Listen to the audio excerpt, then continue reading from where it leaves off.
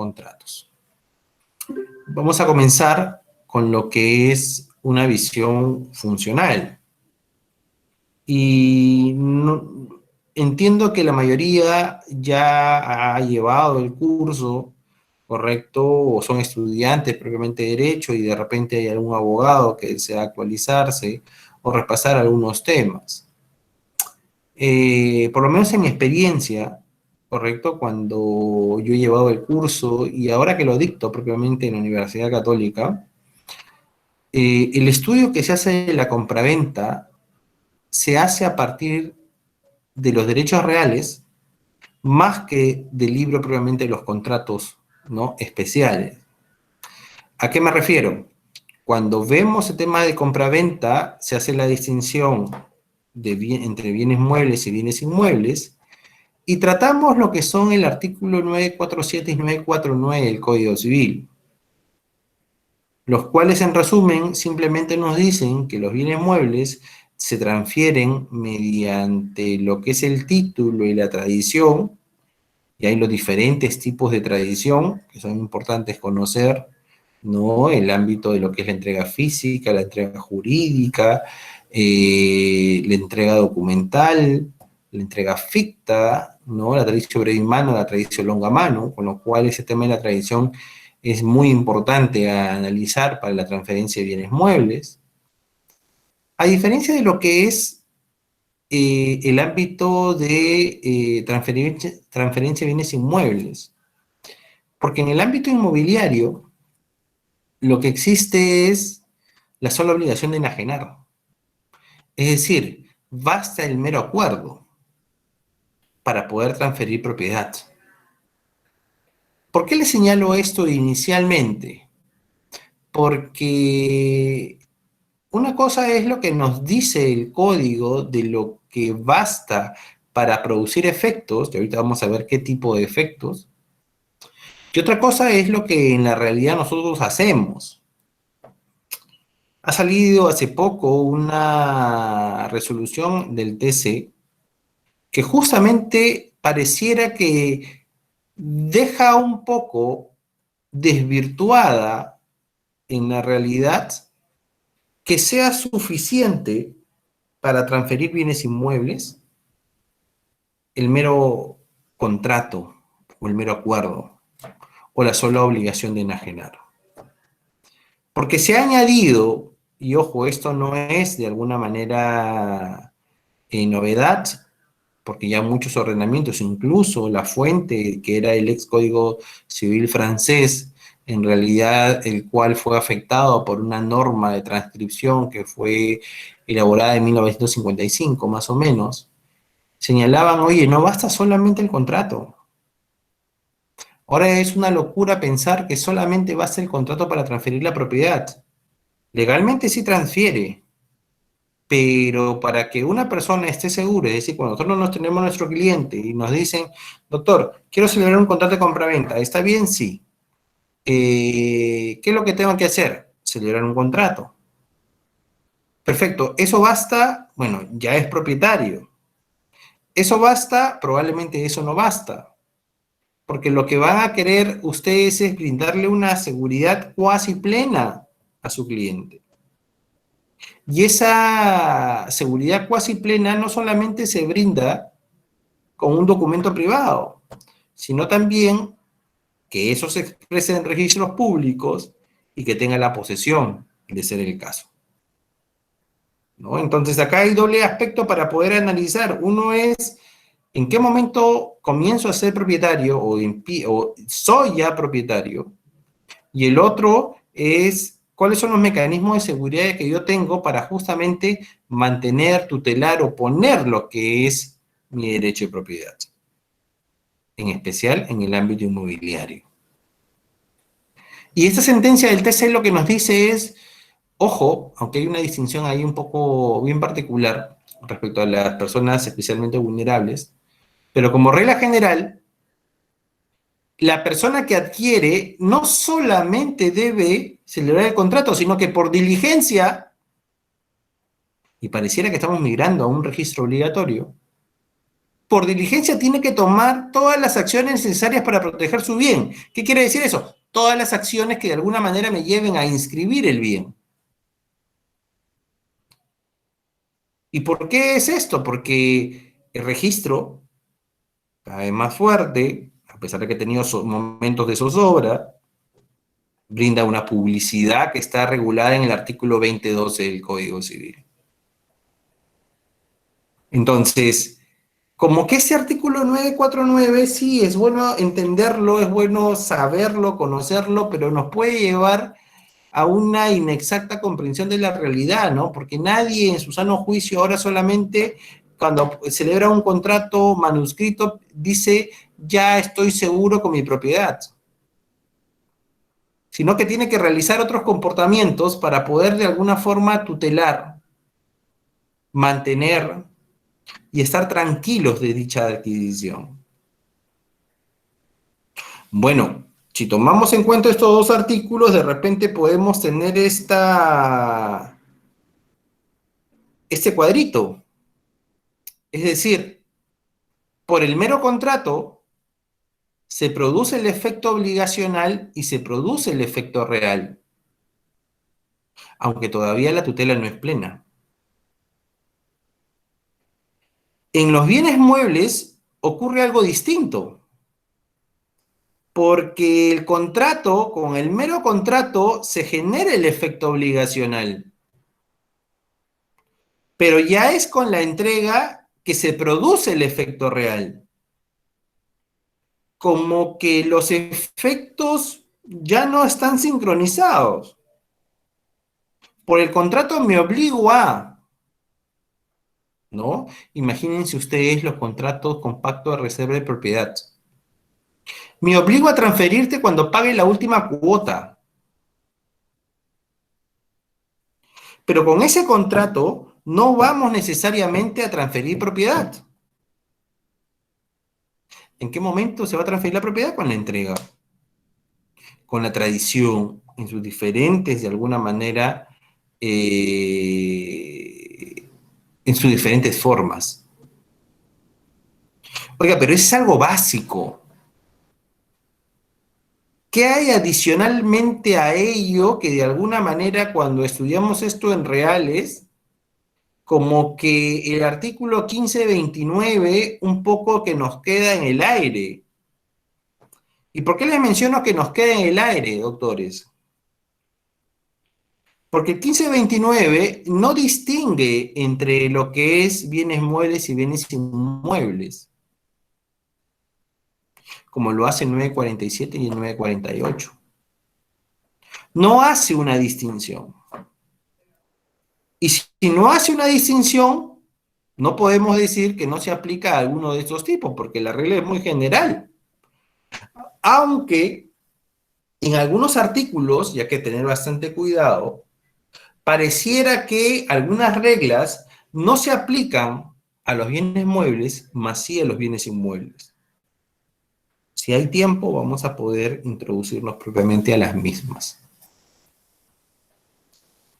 ¿Qué es lo que nos dice el artículo 1529? Por la compraventa, y lo que nosotros vamos a hacer es una mirada, una distinción entre lo que es un bien mueble y un bien inmueble, a pesar que no lo señale.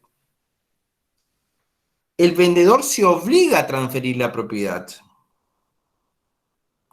Claro, y esta obligación parece que es muy similar, ¿correcto?, a la que nos dice el artículo 949, a pesar de que la fuente es distinta. Pero nos dice algo más. Nos dice que la contraparte, ¿correcto?, debe pagar el precio. Es decir, la compraventa se define propiamente en el 1529 como el cumplimiento prácticamente del ámbito obligatorio, porque habla de una obligación de transferir la titularidad del derecho real. Una obligación de, más que un ámbito de lo que sería propiamente la transferencia efectiva del derecho de propiedad. ¿En qué momento dijimos que en el contrato de compraventa de bienes muebles se producía propiamente el efecto real en la entrega? Y el efecto obligacional meramente con el contrato obligacional. Con lo cual, si nos ponemos los lentes de los bienes muebles, lo que podríamos decir acá, que este artículo no vulnera propiamente lo que está dispuesto en el artículo 947 del Código Civil. Porque tranquilamente se puede interpretar señalando de que cuando yo celebro un contrato de bien mueble, inmediatamente solamente surte como efecto una obligación de entregar, que es la lectura que normalmente realizo del artículo 1529. ¿Qué cosa? El bien, porque entregando el bien se va a realizar el fenómeno ¿qué? De la entrega del derecho real. Y del otro lado va a ser la entrega del precio o el depósito del precio en dinero. Esa lectura del artículo 1529 y del 947 debe realizarse, y se los comento porque, por ejemplo, hay un código civil, que es el Código Civil de Puerto Rico, el cual de alguna manera ha copiado, más que copiado, ha tomado varios artículos del Código Civil peruano. Y claro, cuando uno va, ¿no? Hace poco estuve con algunos profesores y ahora voy a estar propiamente frente a jueces, ¿no? De la Corte Suprema de allá explicándoles un poco la lógica del Código Civil. Uno de alguna manera puede, de una lectura literal, entender de forma equivocada cómo se ha configurado propiamente las instituciones. Porque este se obliga a transferir la propiedad, pareciera más una obligación propter rem que una obligación en estricto. Y creo que todos ya sabemos cuáles son los efectos de las obligaciones propter rem. Es decir, derechos reales que surgen propiamente de obligaciones, o al revés, obligaciones que nacen propiamente de derechos reales. Cuando este artículo 1529 en estricto, lo que nos muestra es un efecto meramente obligacional. Una obligación de entrega del bien, el cual de la mano va a producir la transferencia de propiedad, una vez que se realice, y la entrega del precio del dinero. ¿Se puede entender de manera conjunta el artículo 1529 con el artículo 947? Sí. El gran problema viene cuando queremos interpretar el artículo 1529 con el artículo 949. Porque en el 949, tal cual como lo señalamos acá, ya el contrato genera el efecto obligacional y el efecto real. ¿Correcto? Ya no hay una espera propiamente para el efecto real. El efecto real ya se produce. Esto, de alguna manera, hay algunos textos de algunos autores que señalan de que lo que hace el 1529 es cambiar propiamente el tipo de 949 para exigir justamente la entrega a fin de generarse la transferencia de propiedad. Un poco volviéndolo como el 947.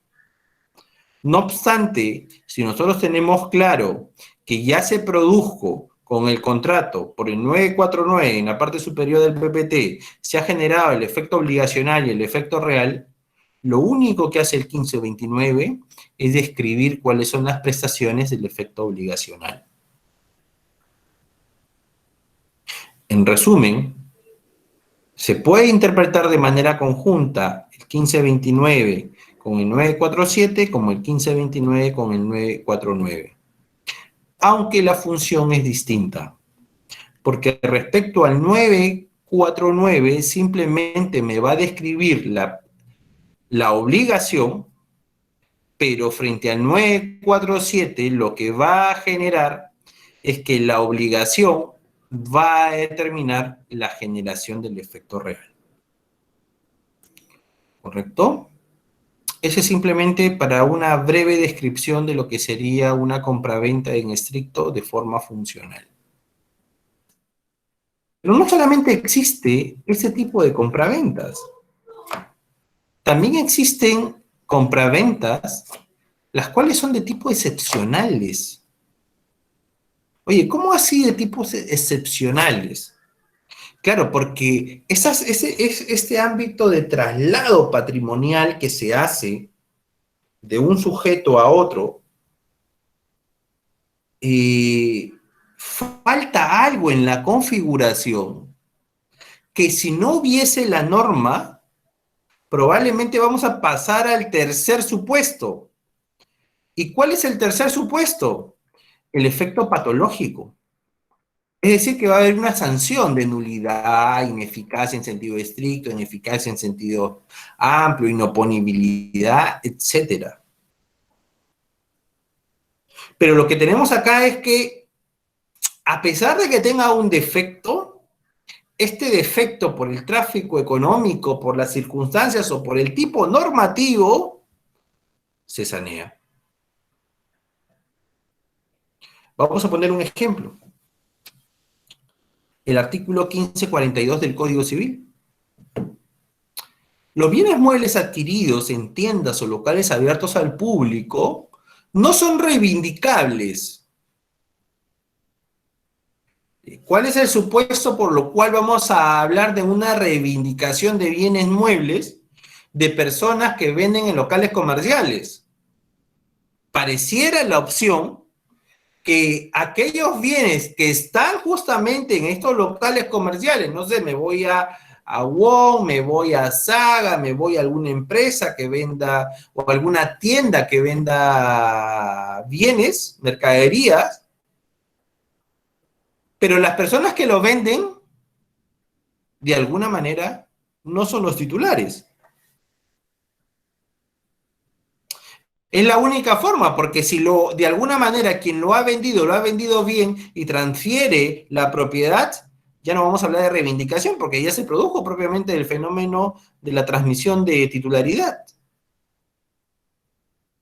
Entonces, pensando en ese supuesto, se vendan bienes que no son de quienes los están vendiendo, ni han sido legitimados o autorizados, ¿correcto? No son reivindicables. ¿En qué supuestos? Cuando sean amparados con facturas o pólizas del vendedor. Oye, ¿y qué tipo de facturas o pólizas? Pólizas de repente en el ámbito de lo que es la DUA, de repente en el ámbito de autos. La factura de entrega o la factura de acreditación de que ese bien me pertenece. ¿No? Porque son dos, ¿no? Porque claro, yo estoy vendiendo en una tienda y puedo decir, por si acaso estos bienes son míos, mira, acá tengo la factura, la cual adquirí, ¿no? A un mayorista. Con el único sinsentido de que si son bienes fungibles, por ejemplo, no voy a poder identificarlos, pues con lo cual cualquier persona que ponga ahí, miren, todos estos bienes en mi pared, cual no se hace, son bienes con facturas, correcto, de adquisición, y estaría saneado.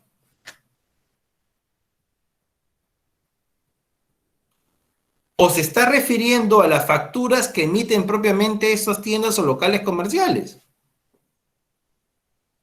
Y siempre cuando se analiza o se revisa un poquito más, se escarba un poco más en este artículo, oye, si me voy a La Cachina, si me voy a San Jerónimo, si me voy a las Malvinas y me dan factura o me dan boleta, es decir, la factura ya de transferencia, no de visualización de adquisición, sino de transferencia, ¿eso sanea propiamente la adquisición de una venta a non domino? Parecería que sí, ¿no? Y al final nos dice, queda a salvo el derecho del perjudicado para ejecutar las acciones civiles o penales que corresponda contra quien las vendió indebidamente. Este artículo 1542, que es un artículo bien interesante porque sobre todo lo que promueve es el tráfico jurídico de bienes, tiene limitaciones, ¿no?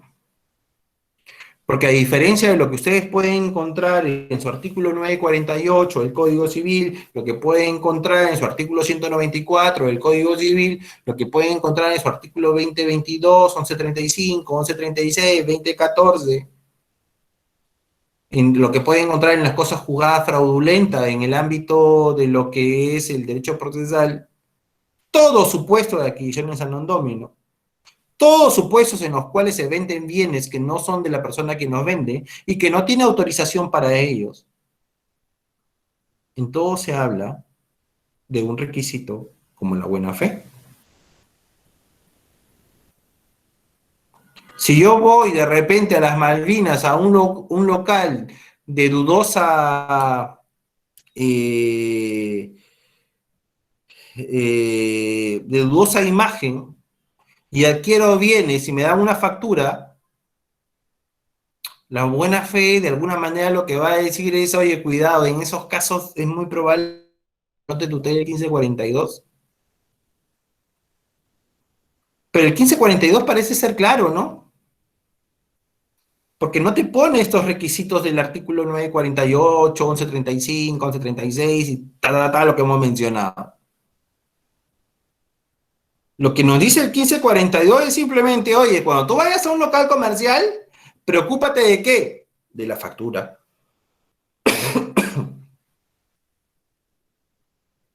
Oye, pero soy persona natural, ¿se puede entender también boletas? Sí, boletas. ¿Y qué? ¿Que me muestren la factura de adquisición? No, la factura que tú adquieres de un local abierto al público, porque es la lógica justamente. Entonces, si tú has adquirido con una factura, con una boleta, correcto, un bien, eso sanea propiamente tu adquisición. Eso sanea tu adquisición. ¿Y por qué esto es importante? ¿Y por qué esto es importante? Porque cuando de alguna manera nosotros vamos a comprar, hay un elemento adicional. Ustedes saben que cuando se refiere a facturas, muchas veces lo que hay detrás es hay un numerito en la parte inferior, con lo cual uno puede verificar en su NACH si la factura fue debidamente emitida, ¿no? Y cuando uno escarba en este articulito, como que el contenido en la práctica no es solamente adquirirlo por una factura o una póliza, sino la verificación de que éstas han sido debidamente emitidas. Porque han habido casos en los cuales yo emito una factura y de alguna manera la persona que lo adquirió muestra la factura y al final determina que esa factura es inválida o no fue debidamente emitida. Oye, pero yo confié en que ese era un local abierto al público, confié en la validez de la factura, si es que la tuviese, porque normalmente cuando recibimos una factura, una boleta, lo tenemos un par de días y luego lo botamos, ¿no? Yo confié en ello y en virtud de la confianza, adquirí. Bueno, en este caso, la confianza solamente se basa en el ámbito de creer de que ese bien le pertenecía a la persona que está vendiendo. Mas la confianza no se extiende a la validez propiamente de la factura o de la póliza. Si la póliza o la factura son de alguna manera inválidas, no se configura la adquisición a non domino del 1542. Ah, pero ¿y si la persona que está comprando de repente conoce o podía conocer de que la persona que vende y de repente también vende bienes robados, de repente no son suyos necesariamente, también se adquiere ahí. Bueno, nosotros tenemos un principio general respecto al ámbito de la buena fe. En el proyecto de reforma del Código Civil hay un artículo que se propone ello. Con lo cual acá dirían, bueno, si es un local abierto al público, debe proceder ello. La única manifestación, si lo queremos ver así, de la buena fe como un ámbito de diligencia, porque hay dos tipos de buena fe, ¿no? La Treuenglave y la Gutenglaube. La única manifestación que nos da este dispositivo normativo es el hecho de la diligencia de verificación de que la factura o las pólizas son válidas. En los demás casos, se protege ¿qué cosa? La circulación. Ojo, debemos tener en cuenta que la tutela que hay detrás de esto es parte, a diferencia de lo que es, por ejemplo, en el régimen alemán, el artículo 70 de la Constitución. Y cuando hablamos del artículo 70 de la Constitución, ¿qué es lo que nos transmite este artículo 70 a lo que es el régimen de transferencias en el ámbito civil? La idea que nos traslada es la siguiente. Se protege la propiedad, salvo que exista alguna norma, por ese excepcional normativo, que autorice la transferencia de un no propietario.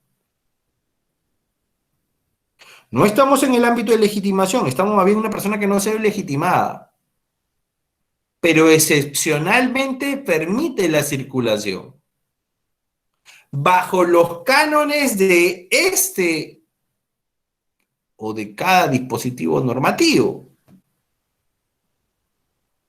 Con lo cual, la lectura que yo hago el 1542 no es la lectura que yo hago el 948, que no es la lectura que hago el 1135, 1136. Cada uno tiene su propio contexto.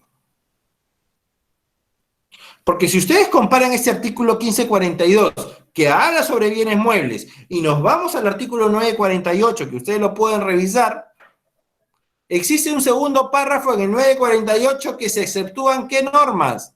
¿O qué supuestos? Aquellos que han sido supuestos que infrinjan la norma penal. Robo, hurto, por ejemplo. Eso no está en el artículo 1542. No está acá.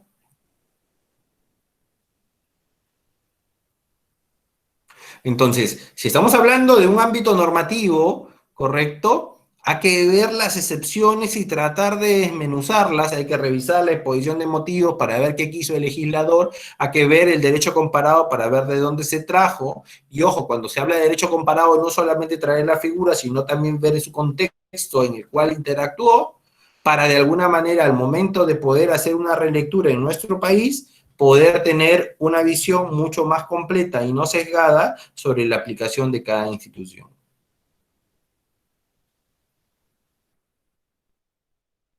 Compraventa de tipo funcional, compraventa de tipo excepcional normativo, y compraventa de tipo patológica. Oye, pero si es patológico, entonces ¿por qué lo pones en compraventa? Ya no sería compraventa, sino sería un tema más de sanción. Ah, es que en muchos casos, estas compraventas que pueden tener un defecto de inoponibilidad, de nulidad, de anulabilidad, de rescisión, etcétera, se consolidan en el tiempo, se consolidan por la posesión, se consolidan por la prescripción, con lo cual puede ser que a pesar de que sea patológico, en la realidad pueda configurarse como una compraventa. En el efecto, evidentemente, en el efecto real de adquisición. Vamos a ver algunos ejemplitos para terminar. ¿Ya? Miren este tema de la venta de bien ajeno. ¿Se puede vender bienes ajenos en nuestro país? Sí. ¿Y por qué se pueden vender bienes ajenos? Y acá solamente estaríamos en el efecto obligacional, ¿no? Evidentemente en este artículo no nos está refiriendo al efecto real. La venta de bien ajeno es rescindible a solicitud del comprador, salvo que hubiese sabido que no pertenecía al vendedor o cuando éste adquiere el bien antes de la citación con la demanda. ¿Se puede producir el efecto obligatorio en una venta de bien ajeno? Sí. ¿Se puede producir el efecto real en una venta de bien ajeno? No, salvo las excepciones normativas que mencioné hace unos momentos.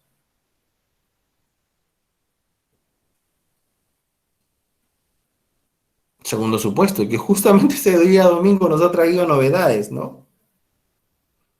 Venta de bien conyugal por una sola de las partes. Por el esposo, por la esposa. En realidad es una sanción de ineficacia, pero ya el Pleno sacó como sanción de la nulidad. Miren qué interesante. La nulidad. ¿Y cuál es el fundamento? Oye, porque es una norma de orden público, entre comillas, debemos tutelar a la familia. Con lo cual, si alguna de las partes vendió sin el consentimiento del otro, estaríamos en un supuesto de nulidad, por lo tanto, esa transferencia será inválida. ¿A qué buscamos tutelar? A que el bien no circule. Bueno, si ese era el objetivo, es bien fácil sacarle la vuelta, pues. ¿Y por qué? Porque hacen la primera venta, como es nulo, hacen la segunda venta, tercero de buena fe y ya perdió la sociedad conyugal.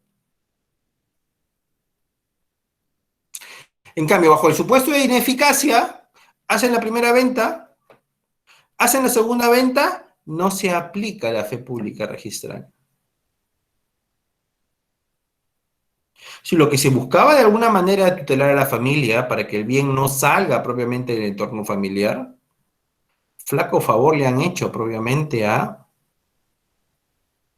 esta figura sancionándola con nulidad. Y hay otros supuestos adicionales que podemos de alguna manera ver, en los cuales el ámbito patológico, en el cual tenemos de repente un contrato nulo porque tengo un defecto, y acá en el PPT van a ver objetos, van a ver los efectos un poco más desarrollados. Incluso en los casos en los cuales pueda haber un supuesto de nulidad, esto se va a poder subsanar, ya sea mediante supuestos de conversión o supuestos reales, como el ámbito de una prescripción adquisitiva de buena fe. 5 años, ¿no? Con lo cual, si queremos de alguna manera analizar los tipos de compra-venta como punto de partida, debemos de alguna manera tomar en consideración, primero, hay artículos que nos definen de manera clara cómo se transfiere la propiedad en nuestro país, de manera funcional. 949, 947, 1529. Hay supuestos que también transfieren de manera excepcional. Hemos visto el 1542, el 948, el 194, etc. Hay supuestos de patológico que inicialmente dicen no va a haber efecto real. E incluso no puede haber efecto obligacional. Pero el transcurso del tiempo, la posesión del mismo, puede utilizar a este contrato patológico como un supuesto de hecho que coadyuva a un efectivo traslado del bien de una esfera jurídica a otra. Entonces, cuando se tiene que revisar todo el libre compraventa, que es amplio, aparte que podemos hacer una lectura a partir de los principios UNIDROIT, podemos expandir propiamente nuestro ámbito de estudio, pero tenemos que partir necesariamente por eso, para conocer nuestro Código Civil, es que hay que verificar cada supuesto normativo y reencaminarlo en cuál supuesto estamos, para poder, de alguna manera, entender mejor la lógica actual de cómo funciona la compraventa en nuestro país. Bien. No sé si tienen alguna pregunta. Yo les pido disculpas por el tiempo, pero justo yo tengo que dictar en la maestría, pero si tienen alguna pregunta, yo encantado de absolverlas por lo menos un par de minutitos.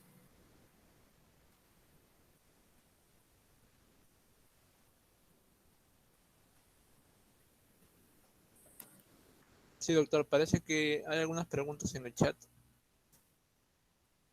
A ver, Mm, André Castilla Valdivia nos dice, respecto a las adquisiciones a non domino, si tenemos en cuenta el inciso segundo del artículo 1409, que nos permite obligarnos sobre bienes ajenos, la patología de este contrato produciría la ineficacia o nulidad del negocio jurídico celebrado, compra-venta de bien ajeno, teniendo en cuenta que la propia Constitución protege la propiedad en el artículo 70 y se tipifica además como estelionato, por tanto encajaría en la causal de nulidad virtual prevista en el 219 del Código Civil. claro, esa sería una posición bien estricta tomando en consideración el artículo 70 de la Constitución. Pero bueno, es algo que deberían ustedes, bueno, recordar o verificar, es que cuando existe propiamente estas adquisiciones a non domino, dependiendo del supuesto de hecho, también hay otro requisito, que el sujeto haya expuesto de forma voluntaria su esfera jurídica. Y si me están hablando de estelionato, en un estelionato, el sujeto expone su esfera jurídica. Y si expone su esfera jurídica, entonces no encajaría propiamente, creo yo, con el ámbito de la nulidad virtual. ¿En qué casos sí no expone su esfera jurídica y debería ser nulidad y bajo este camino? Por ejemplo, cuando sea robo o hurto o cuando sea un tema de falsificación de documentos. ¿Sí? Está bien, doctor. ¿Hay alguna, Sí, alguna más? ¿sí? ¿Alguien más alguna pregunta? Si no, para ir terminando. Doctor, buenas. Hola, Renzo. Sí, doctor, una consulta. Entonces entiendo que en los supuestos de compraventa excepcional y patológica se pueden dar, o sea, pueden venir, puede, estas compraventas devenir en una ineficacia y no necesariamente en una nulidad de la compraventa, o sea, del negocio jurídico. Depende qué supuesto, Renzo. En el ámbito excepcional normativo, lo que normalmente hay es prácticamente eh, es muy similar al ámbito funcional, pero es excepcional, bajo ciertas reglas. En el ámbito patológico, sí puede haber un tema de ineficacias, ¿no? En sentido estricto, o nulidad, anulabilidad, ya dependiendo qué patología o qué defecto hay, ¿no? En el ámbito de la estructura del contrato.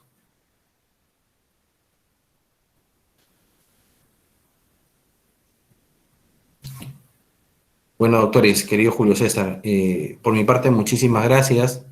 Les pido disculpas por lo corto del tiempo. Espero que les haya sido útil y Dios mediante y con la buena predisposición de Tadej, si me vuelven a invitar, yo encantado y poder compartir con ustedes un momento adicional. Sí, Ya, doctor. cuídense un montón. Agradecemos su ponencia, doctor. Gracias. Doctor, uy, A continuación va a venir el profesor Bolaños. En unos minutos, por favor, no salgan de la sesión.